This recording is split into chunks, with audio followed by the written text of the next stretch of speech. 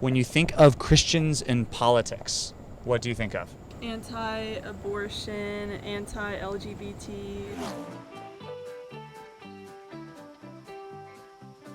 Have you ever had to show up in court? Speeding ticket, parking violation, something worse? Christianity says we've all got a day in court. Upon death, whenever that happens, we'll be called before the judge to stand trial for how we lived. But let's face it, a lot of people object to that.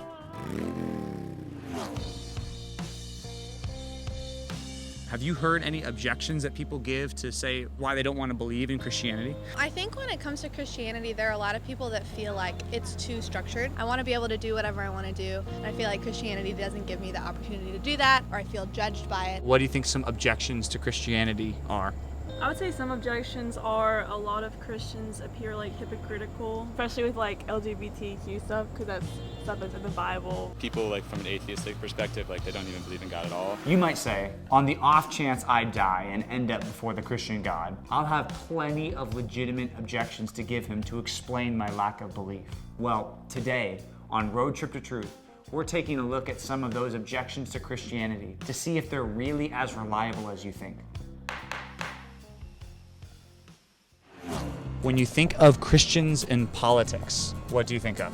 Anti-abortion, anti-LGBT. You know, off the top of my head, there's not anybody specific that I'm like, oh, this is a leader in politics that I'm like, that is a good Christian example that I would want to follow.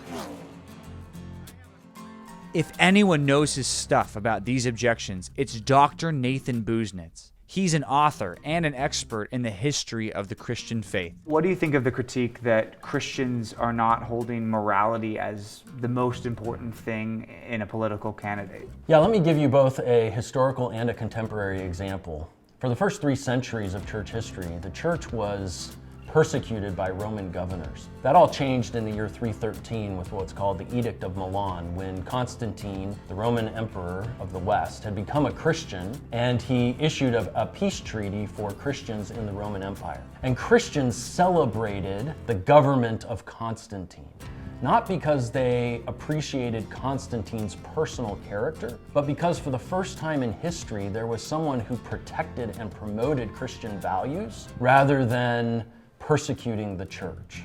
And so I use that example because I want people to understand that this isn't a uniquely American reality. If we fast forward to the present, we have issues like abortion, issues like homosexuality, issues that the Bible speaks very clearly about. And when it comes to Christians voting in a system that allows them to have a voice, they're going to vote in a way that's consistent with that biblical worldview. And that does determine their political positions on those issues.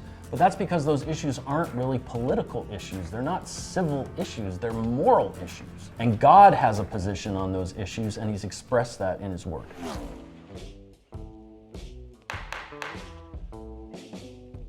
Religion is the opiate of the masses. You know who said that? Yeah, Nietzsche. Close. No, wait. Yeah? That sounds so Familiar, familiar, but yeah. I don't know who Yeah. said it. I heard it, but Yeah. I just can't tell you who said it. Yeah. No. Schopenhauer. No? No, I'm close. I know it's one of the German guys. Yeah, that's right. This guy's popular right now. Right now? Karl Marx, okay? He's a German philosopher. Yeah, my bad. Yeah, it's Yeah. obvious. Do you agree or disagree with that idea? I mostly think that it was like man-made invention type of thing. When I think of a crutch, I think of somebody sort of using it to get themselves along. But Christianity teaches that sinners are utterly helpless. We're dead in our sins. There's nothing we can do. The cross is not a crutch. The cross is a cure. It's a cure for sin and death and hell, but it's not a crutch. Christianity is the only real cure for sin. It's the only real salvation from hell because Jesus Christ is reality. He is the way, the truth, the life, and salvation is only through Him.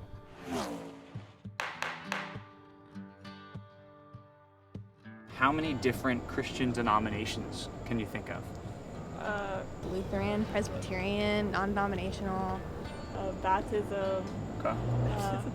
Like baptism, yeah, that's close. Baptist, yeah. How many do you think there are? Like in general, in the whole world? I think there are a bunch. Yeah. There are a bunch because everybody interprets the Bible differently. One thing that hurts, I think, is that some of the denominations believe different things. So when those beliefs like contradict, everyone thinks that they're own belief is right. One of the most common objections today about Christianity is that there are just so many different denominations, and that must mean that there are so many different interpretations of the Bible. Is that a good objection to Christianity? That accusation is based on a false understanding of what unity really is. From a biblical perspective, unity is always grounded in truth. And so you can have different denominations where there are true Christians in those denominations, and what unites them is not some sort of superficial organizational unity, but rather the fact that they are committed to the same core truths. Truths about who Jesus is, truths about salvation, truths about the authority of the Bible. I hope none of these objections were your personal favorite, because each of them had very clear misunderstandings of the Christian faith. But don't worry, I know you've got some more. Some of them might even have to do with Christianity's behavior throughout history. Next on Road Trip.